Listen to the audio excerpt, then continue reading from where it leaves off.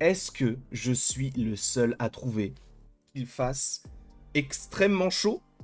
Je ne suis pas sûr d'être le seul, étant donné que, bon, la chaleur, on la ressent tous. Je voulais utiliser ce petit ustensile qui brasse de l'air chaud, oui, mais de l'air quand même, et en fait, bah, je ne peux pas l'utiliser en faisant des vidéos, puisque j'ai compris, notamment via vos commentaires, et je vous en remercie, que lorsque je l'utilise, ça fait bugger le micro. Donc, je ne le ferai plus lorsque je tourne des vidéos, et je vais peut-être mourir de chaud.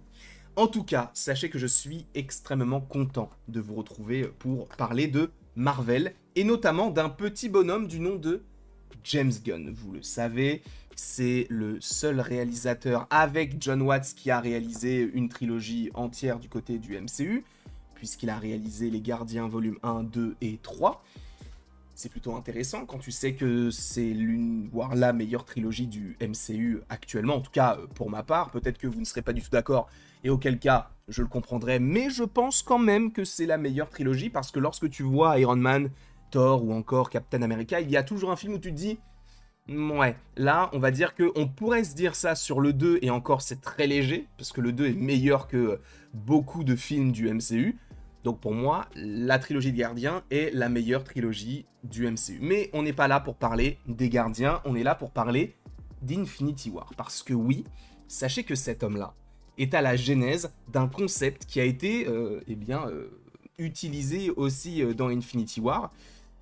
Et vous allez voir qu'en réalité, il a donné quelques indications sur comment s'est déroulée la création des Pierres de l'Infini du côté du MCU. Et pour ce faire, il faut rappeler qu'il est en pleine promotion pour Superman, et en fait, il a donné ces informations lorsqu'il était en interview, tout simplement. Et on lui a posé une question sur Marvel.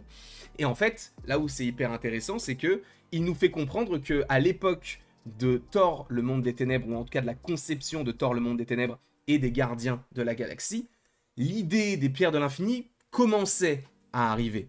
C'est-à-dire qu'on se disait, ok, on va le faire maintenant.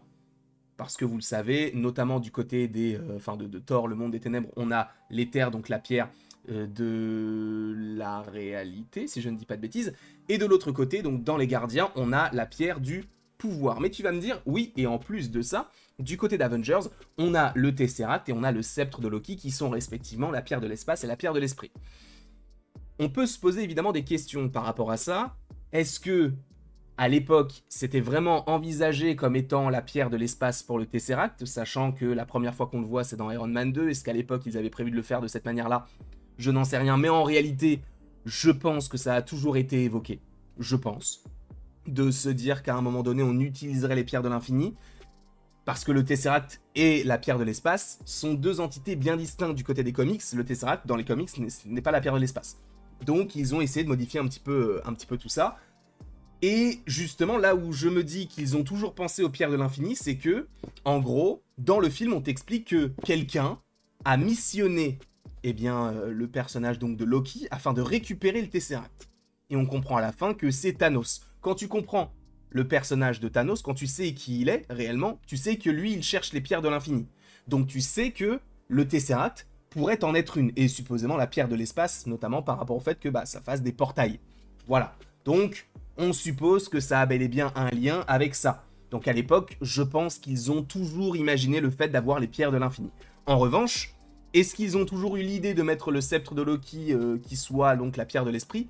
Non, je ne pense pas, parce que vous allez me dire, mais si, ça a toujours le même pouvoir, ça manipule l'esprit, tout ça, c'est vrai.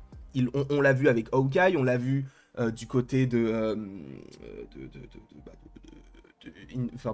je sais plus s'il l'utilise dans... Ah bah non, il l'utilise... Ah, c'est vrai qu'il ne l'utilise jamais, la pierre de l'esprit, dans Infinity War, parce qu'il vient de l'avoir à ce moment-là. Enfin, il l'utilise pour claquer des doigts, mais c'est vrai que la pierre de l'esprit, on ne l'a jamais vu l'utiliser. À chaque fois, c'était un petit fluide bleu, mais c'est parce que c'était en lien avec le sceptre de Loki, jusqu'à ce que l'écrin soit cassé dans Avengers, l'ère d'Ultron. Jusque-là, bon, vous me suivez, je vous raconte simplement l'histoire. Et en fait, pourquoi est-ce que Thanos donnerait le sceptre de Loki à Loki, sachant qu'il y a une pierre dedans? Pourquoi est-ce qu'il donnerait une pierre pour récupérer une autre pierre? Ça n'a aucun sens. Après, vous allez me dire, peut-être qu'il a envoyé Loki pour récupérer la pierre, et qu'une fois que Loki lui donne le Tesseract, il tue Loki et récupère le sceptre. Comme ça, il a deux pierres sans avoir bougé. C'est possible aussi. Et en fait, là où c'est hyper intéressant, c'est que James Gunn donc a déclaré que dans son film, on lui avait dit c'est à toi de décrire les pierres de l'infini. C'est à toi d'amorcer l'histoire des pierres de l'infini. Et en fait, il l'a dit lui-même, j'ai écrit l'histoire en 3 minutes. Voilà, je l'ai écrite comme ça, je leur ai proposé, ils ont dit ok c'est bon. Donc le côté de ça a été créé avec le Big Bang, tout ça, c'est lui qui l'a écrit, du côté de son film à lui, avec notamment un Céleste qui tient la pierre, la pierre du pouvoir, etc. Et autre petite anecdote, c'est que à la base, il était donc bel et bien censé utiliser l'orbe, sauf qu'ils ont tourné l'orbe en étant rouge. Et oui, pour ceux qui ne le savent pas, l'orbe à la base était la pierre du pouvoir, mais elle devait être rouge. Comme dans les comics, je crois que la pierre du pouvoir elle est rouge dans les comics. Mais bref, elle devait être rouge. D'accord? Et lorsqu'ils ont développé Thor, le monde des ténèbres, ils se sont dit non mais en fait on peut pas trop la faire rouge parce que l'éther, qui est censé être la pierre de la réalité, qu'on va évoquer notamment du côté du film, dans la scène post-générique avec le collectionneur, c'est ça la pierre de la réalité. C'est ça la pierre rouge. Donc, en post-production, sachez qu'ils ont changé la couleur de la pierre du pouvoir qui, à la base, était censée être rouge. Et donc, ils ont modifié quand même pas mal de choses. Sachez que donc, le film Thor, le monde des ténèbres et les gardiens ont été, alors pas tournés en même temps, mais tu sens qu'il y avait limite des grosses connexions, hein, puisque je vous rappelle qu'à la fin de Thor, le monde des ténèbres, on a le collectionneur qui nous parle du fait qu'il y a bel et bien, enfin que c'est une pierre de l'infini et qu'il y en a 6. Donc, on suppose qu'il va y en avoir d'ici quelques temps encore plus. Et d'ailleurs, on a vu la pierre du temps et la pierre de l'âme par la suite, sachant qu'on avait déjà eu le sceptre de Loki et le Tesseract.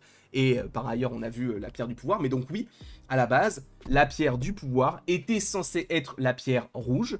Après, pour l'éther, en fait, pourquoi est-ce qu'ils ont dit qu'il fallait changer la couleur? Parce qu'ils se sont dit, en fait, l'éther, ça va déjà être une pierre de l'infini. Même si c'est un liquide, on essaye un petit peu de modifier un peu la chose et tout. C'est un liquide, mais ça reste une pierre.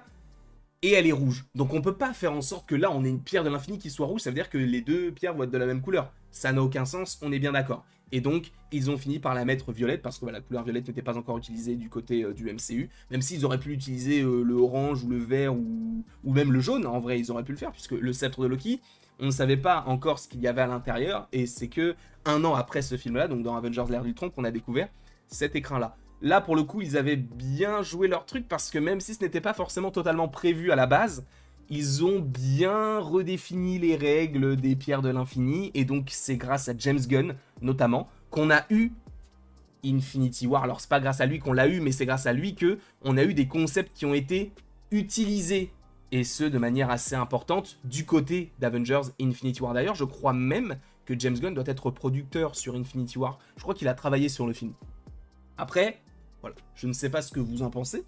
Donnez-moi votre avis dans les commentaires. Moi, je trouve ça plutôt intéressant d'avoir ces petites anecdotes-là. Vous en faites ce que vous voulez, hein, bien sûr, mais j'aime bien me dire « Ah, mais en fait, la pierre du pouvoir, elle aurait dû être rouge. Là, elle est violette, donc ils ont totalement changé certaines choses et tout. » Il y a des choses comme ça que je trouve intéressantes, et je me suis dit, bah, pourquoi ne pas l'évoquer avec vous. En tout cas, merci beaucoup à vous d'avoir été présent devant cette vidéo. N'hésitez pas à l'aimer, à la partager, à la commenter, à vous abonner. Bref, vous faites ce que vous voulez. Et après tout ceci, il ne me reste donc plus qu'à vous dire à la prochaine pour la prochaine. Et encore une fois, merci beaucoup à vous d'avoir été présents. On se retrouve d'ici quelques temps pour de nouvelles vidéos et pour de nouvelles aventures. Et d'ici là, passez une excellente journée.